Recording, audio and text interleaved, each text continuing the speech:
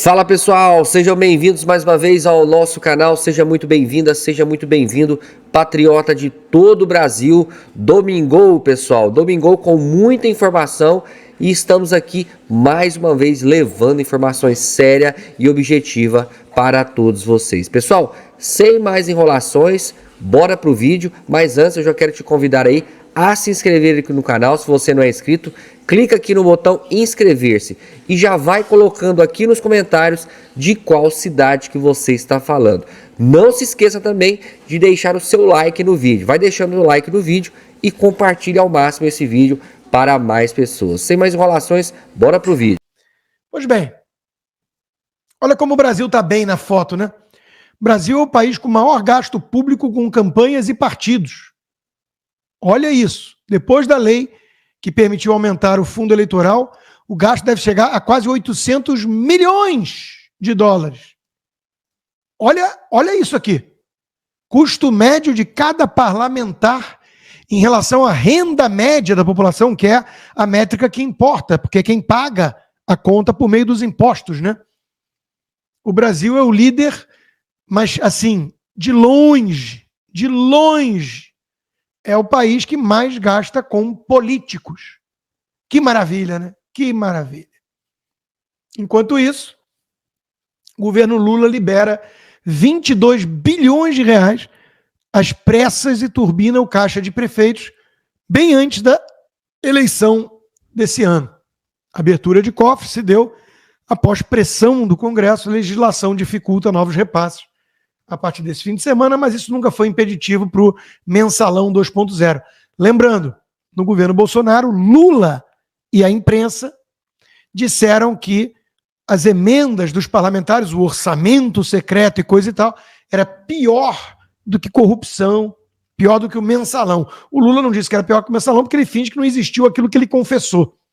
Porque essa gente é assim mesmo, cínica e mentirosa. Agora, tá faltando dinheiro para comprar todo mundo. Porque tem que comprar as prostitutas do Congresso, o Centrão Fisiológico, os artistas com Lei Rouanet, recorde, os empreiteiros, os banqueiros. Tem que comprar muita gente. Aí quem é que começa a ficar incomodado? Os bagrinhos. O funcionário público faz greve, o professorzinho doutrinador. Aí o Lula inaugura até, né, potencial de obra, né? Vamos fazer, ele inaugura, só que de vez em quando dá ruim, como fez agora essa aluna ao escancarar que a coisa está muito incompleta, viu, Lula? Depois de muita luta e 14 anos de espera, finalmente estamos presenciando a inauguração oficial de apenas metade de um novo campus da Unifesp em Quitaúna, o qual foi aguardado ansiosamente por toda a comunidade acadêmica. Em uma celebração com a presença do excelentíssimo presidente Luiz Inácio Lula da Silva, é necessário reforçar que as obras do campus não estão completas e ainda nos falta o auditório, o prédio da biblioteca e a quadra e os anfiteatros. As melhorias físicas em nosso dia a dia universitário têm significado simbólico. A efetivação de um projeto que visa sustentar e valorizar uma educação pública de qualidade. Mas, para além de um campus, a universidade se faz com pessoas, com inclusão e diversidade, bem como a concretização de políticas públicas de permanência. Os caras estão apanhando de tudo que é lado, né? Pô, vai lá inaugurar, solta uma verbinha achando que comprou os aplausos efusivos, e aí vem a menina e fala assim, incompleto, falta isso, apresenta o resto da fatura, né? Óbvio. Bom, a verdade é que nós estamos não só sob uma gangue que sequestrou o país, mas eu nunca vou reduzir o petismo a um aspecto de corrupção. Essa sempre foi minha crítica à turma do Deltan, Dallagnol e companhia. É não dar a dimensão devida ao aspecto ideológico, ou seja, é diminuir, reduzir o aspecto do comunismo.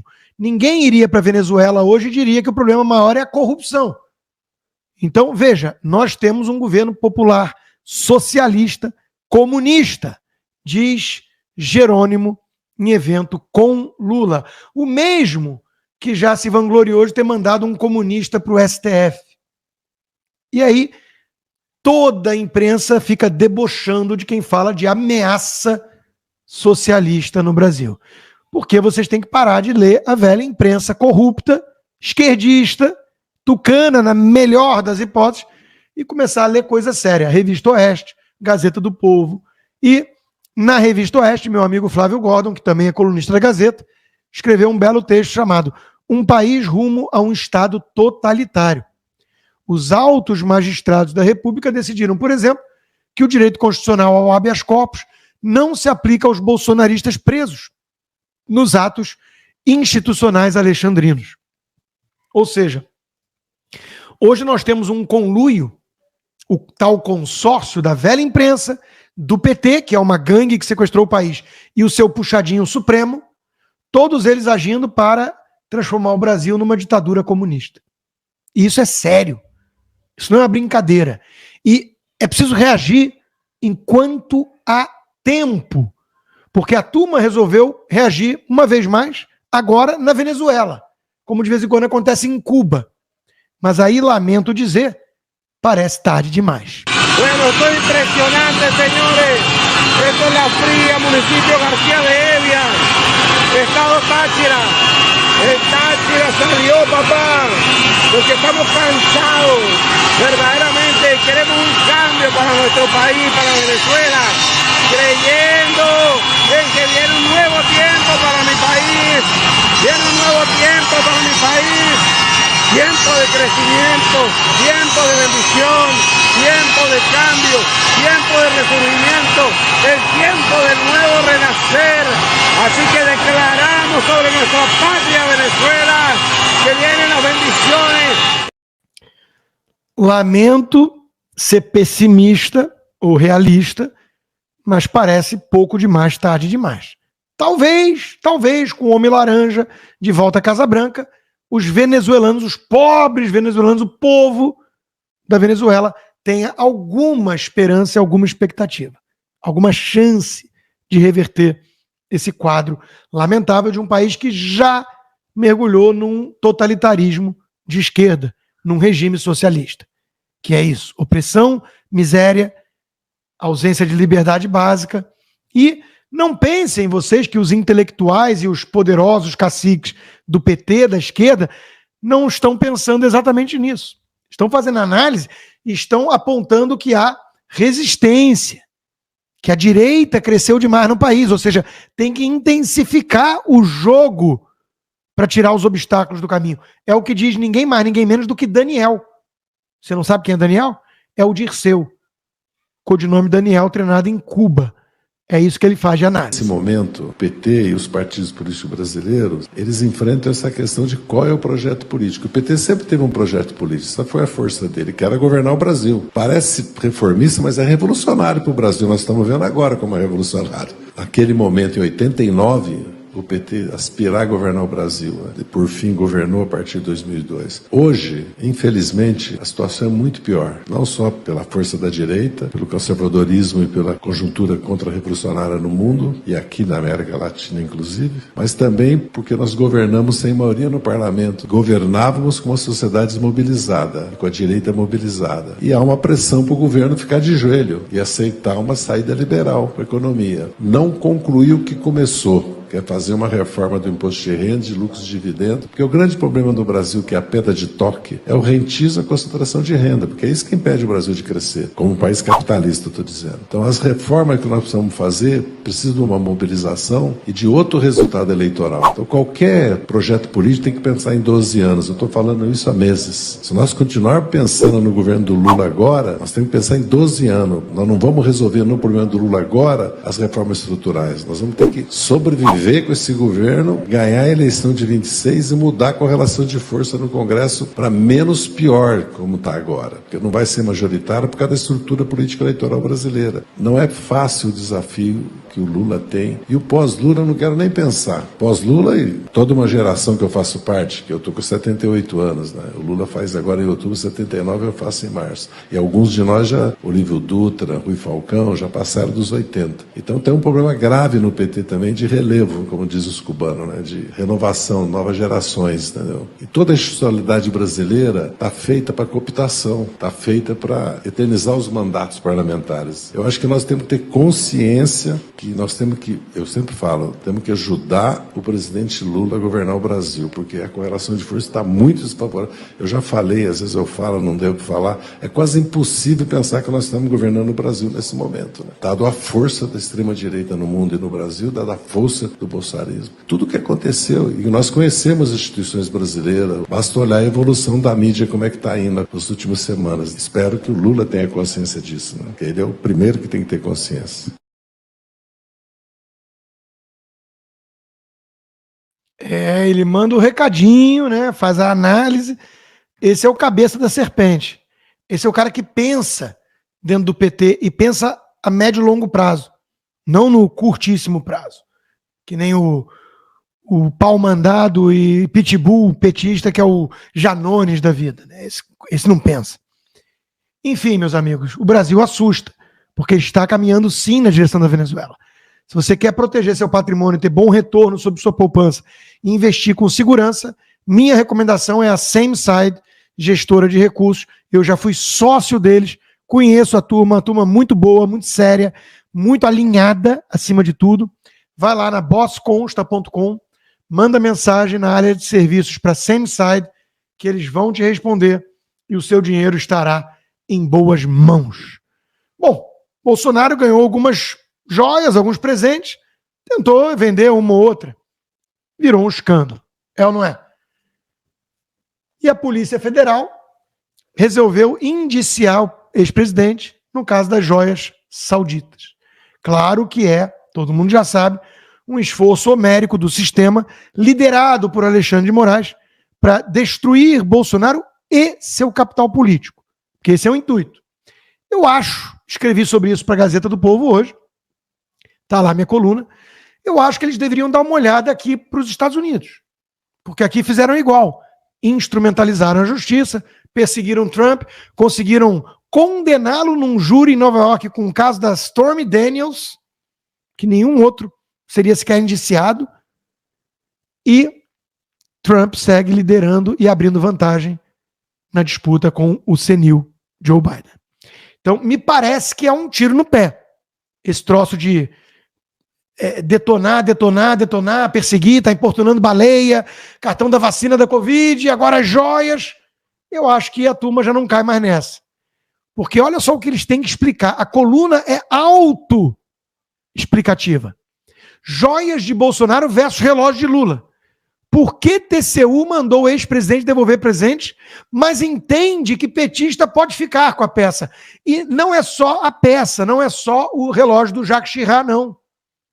São 11 containers, não é isso? 11 containers? Prisão, eu concordo com vocês. Prisão. Calma. Isso é a Lula News analisando. Vamos antes para o próprio Capiroto falando. Sabe o que é alguém sair da presidência com 11 containers de acervo sem ter onde pôr? Você sabe o que é sair com cadeira, com trono, com papel, com tudo que vocês possam imaginar? Porque se somar todos os presidentes da história desse país, desde Floriano Peixoto, eu fui o que mais ganhei presente. Porque viajei mais, porque trabalhei mais, porque viajei o mundo, até trono da África. O que eu faço com isso? Até trono na África deve ser uma privada. Deve ser uma privada. Deve ser na ditadura socialista da Angola, onde ele deve ter também muito dinheiro roubado, né? Pois bem, agora vamos para a análise da Globo News, porque a Lula News trata com a maior naturalidade o Supremo fazendo cálculo político. Ou seja, eles confessam que toda essa questão envolvendo as joias não passa de uma perseguição política, de um pretexto E o triste é ver o papel da Polícia Federal assumindo que virou uma Gestapo da vida, uma polícia política. Prisão, eu concordo com vocês. Prisão, a gente está claro que o STF não tá interessado. Por quê? Porque vai transformar o Bolsonaro num Marte. Há um cálculo político nisso. Né? Se a gente olhar os autocratas latinos-americanos, o Chaves virou Chaves porque foi preso, depois de uma tentativa de golpe. Então, tem um cálculo ali político que não é só jurídico de uma prisão de Bolsonaro. O que as minhas fontes dizem, tanto na Polícia Federal quanto no Supremo? Dizem que não há intenção de prender o Bolsonaro por prisão preventiva ou prisão temporária. Isso poderia acontecer no caso de ele tentar fugir do país, tentar obstruir justiça, etc. Que não é previsto. Não está previsto ele fugir do país, apesar dele ter passado aquela noite lá. Outro exemplo de distensionar. Passou a noite na embaixada e disseram que não foi nada. Mas o tempo inteiro eles dizem, não há intenção de prisão temporária nem preventiva, mas a prisão com tramitado em julgado, ou seja, deixa o processo até o fim. Aí depois é outra coisa. E o outro lá, o socialista da Globo News, Otávio Guedes, comparando o Bolsonaro com Chaves. Aquele que era unha e carne com o Lula. Quer dizer, a mesma ladainha de sempre. A mesma ladainha de sempre dessa turma. PF encontra cofre de Lula com joias e obras de arte. Localizado em sala em agência do Banco do Brasil, o acervo está guardado em 23 caixas lacradas desde janeiro de 2011. Polícia Federal vai investigar? Não, claro que não. Nada para ver aqui. Bolsonaro pode pegar de 10 a 32 anos de prisão se for condenado no caso das joias. E a denúncia do indiciamento fala de peculato, lavagem de dinheiro e blá, blá, blá. O que deve ter sido assim, vê se vende um negócio aí para eu pagar as contas, né? Então, de novo, o Lula pode tudo, Bolsonaro não pode nada, a esquerda tem um salvo-conduto, enquanto que a direita vai ser perseguida por picuinhas, miudezas ou deturpação grosseira mesmo, né? E a imprensa toda aplaudindo esse tipo de coisa, porque a imprensa é isso aqui, né? Essa imagem, parabéns a quem criou, né? Eu divulguei e eu vi que todo mundo divulgou, então viralizou, porque é muito boa, né? Como é ser filho de um jornalista da Globo hoje em dia. Papai, minha perna tá doendo. A esquerda ou a extrema direita? Porque para jornalista da Globo não existe direita. Existe, e nem extrema esquerda. Existe esquerda e extrema direita. Quer dizer, perfeita a imagem para ilustrar que até um papagaio que aprende a falar extrema direita já pode ser contratado como comentarista na Globo News. Enquanto isso, minha amiga Fernanda Bá fez um belo resumo dessa situação toda caótica que a gangue petista sequestrou o país e está destruindo tudo aquilo que o governo Bolsonaro ajudou a construir, a plantar como semente. Tudo isso vem sendo destruído por essa gangue comunista. Quero aqui dizer que eu tenho certeza que se a gente não tivesse tido pandemia, Covid, que foi um desastre econômico e de saúde para o nosso país, é impensável o avanço que nós teríamos conquistado nesses 4 anos do governo Bolsonaro, porque mesmo assim ele ainda conseguiu entregar com mais de 50 bilhões em caixa para esse governo perdulário, gastador, esse desgoverno. É importante que a gente diga que em menos de 1 ano de governo Lula, e é por isso que eles odeiam tanto o Bolsonaro, as máscaras estão caindo e as pessoas, aos milhões arrependidas de terem feito o tal do L. 180 bilhões de déficit, 1 bilhão só em viagens para 26 países, 1.300 pessoas inúteis levadas só no COP28 passear em Dubai, enquanto a Amazônia queima mais do que nunca e os Yanomamis morrem feito moscas, mas ninguém mais fala sobre isso na grande imprensa. Preocupações vis fora da realidade da população é só que a gente vê sair da boca dos ministros desse governo, que quebram propositalmente o Brasil justamente por causa desse sincericídio dito pelo Lula, de que as pessoas, quando melhoram um pouco de vida ou têm um pouco mais de informação, já não querem mais votar no PT. É por isso que eles querem deixar as pessoas na miséria e na dependência, com baixa escolaridade. É por isso o ataque à educação dos nossos filhos, dos nossos netos. A nossa grande chave de saída disso é os pais e as mães se atentarem pela educação dos filhos, entrarem para dentro das escolas, fiscalizarem o que está sendo ensinado, ensinarem em casa tudo o que precisarem, terem a responsabilidade de fazer parte da vida educacional dos seus filhos, porque é só na questão da educação que a gente consegue virar essa chave. Porque o plano dessa esquerda, que se alimenta da miséria, é destruir a educação e quebrar o país, destruindo o agro e os empreendedores, acabando com a livre concorrência, ajudando só os monopólios dos seus amigos.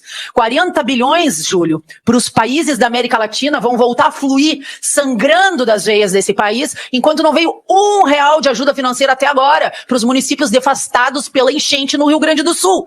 Ele tirou milhões de pessoas do Bolsa Família porque eles querem refazer o cadastro e saber quem está ali. Na verdade, eles vão fazer chantagem política com as pessoas que já estão na miséria. Enfim, esse governo é uma desgraça do início ao fim e nós temos a obrigação de desmascarar isso.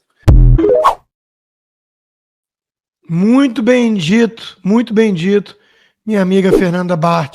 É exatamente essa a situação. Enquanto isso, pelo menos, não é uma boa notícia. Lula está chateado com o afastamento, com a distância que o governador Tarcísio está mantendo dele. Lula cobra Tarcísio por não aceitar seus convites. Tomara que siga não aceitando.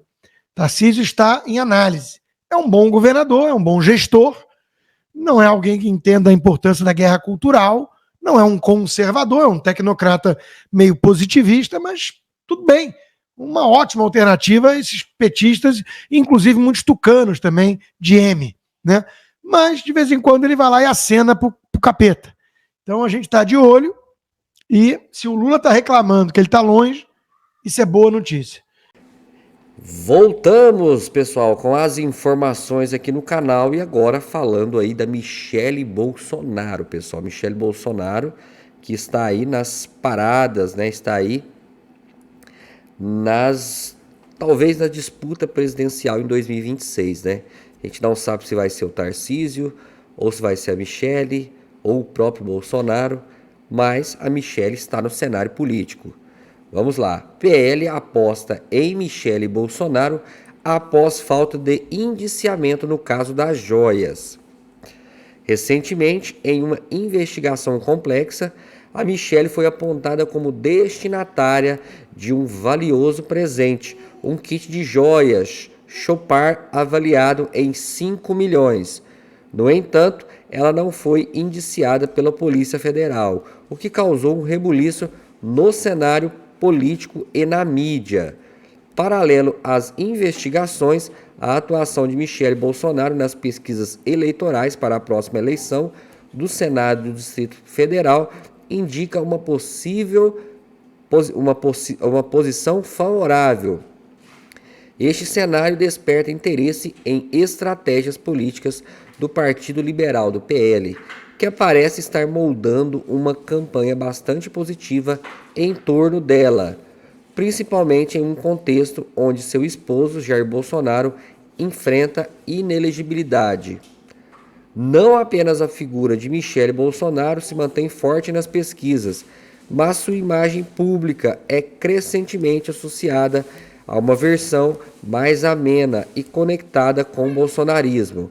Isso reflete uma tentativa do PL de reorientar a percepção pública, aproveitando-se da carisma e apelo popular da ex-primeira-dama para ganhar território político. Qual o impacto das investigações das joias na imagem de Michele Bolsonaro? Apesar das complicações legais suscitadas pela investigação das joias, a ausência de indiciamento de Michele Bolsonaro serviu para solidificar sua posição, evitando maiores desgastes públicos. Este desenvolvimento é uma boa notícia para o PL, que utiliza cada nuance desses acontecimentos para fortalecer a imagem de Michele junto ao eleitorado do Distrito Federal. Olha aí, hein? Dados atuais das pesquisas eleitorais. De acordo com os dados recentes levantados pelo Paraná Pesquisas, Michele Bolsonaro lidera as intenções de voto para o Senado no Distrito Federal, com 35,5%, seguida de perto por Ibanez Rocha, do MDB, e outros candidatos. Observa-se que o eleitorado permanece receptivo à sua candidatura, uma tendência que o PL espera explorar ainda mais intensamente. Então, tá aí os dados, né? Michele Bolsonaro com 35,5%, Ibanez Rocha com 28,7%, Fred Linhares, do Republicanos, com 26,1%, Érica Cocai, do PT, com 18,9%, Bia Kicis, do PL, com 12,2%, Leila Barros, com 11,5%, Rosilene Correia, do PT, com 9,4%, Não Sabe e Não Responderam, 3,6%, Brancos e Nulos, 11,1%. A liderança de Michele nas pesquisas sugere que, apesar dos desafios e controvérsias, há um caminho viável para sua eleição em 2026, refletindo não apenas seu apelo pessoal, mas também uma estratégia bem articulada pelo PL. Está aí a Michele Bolsonaro, né, nas pesquisas de intenção de voto. Pessoal, vamos para outra informação. E agora falando aí do Felipe Neto. Pessoal, o juiz ordena arquivamento de ação de Lira contra Felipe Neto. Em uma decisão recente que aconteceu no Distrito Federal, o juiz federal Antônio Cláudio Macedo da Silva decidiu arquivar o processo em que o presidente da Câmara dos Deputados, Arthur Lira, alegava ter sido ofendido pelo influenciador digital Felipe Neto. A origem do conflito remonta a uma declaração feita por Felipe Neto em 23 de abril deste ano, quando ele se referiu a Arthur Lira como excrementíssimo, provocando grande repercussão. Esse termo desencadeou uma série de debates sobre o que configura a liberdade de expressão versus o respeito devido às figuras públicas, levando questões sérias sobre até onde podem ir as palavras proferidas em espaço público ou virtual. Segundo o documento liberado para consulta pública, a decisão do juiz Antônio Cláudio Macedo da Silva foi fortemente influenciada pela avaliação do Ministério Público Federal. O órgão apresentou uma promoção de arquivamento baseada na interpretação de que a fala de Felipe Neto foi uma das mais desafeto pessoal do que uma tentativa de ataque injurioso à honra de Arthur Lira. O próprio juiz, apesar de reconhecer o comentário de como de extremo mau gosto, concluiu que não constituía um ato criminoso. Pessoal, tá aí as informações, espero que vocês tenham gostado desse vídeo. Já vou te pedindo aí para deixar o seu like, vai deixando o like no vídeo, compartilhe esse vídeo ao máximo e se você não é inscrito, já te convido a se inscrever gratuitamente aqui no nosso canal, clicando no botão se inscrever. Eu vou ficando aqui, já te desejo uma excelente semana, que Deus possa abençoar a vida de você grandemente. Vou ficando por aqui, um forte abraço, te espero no próximo vídeo.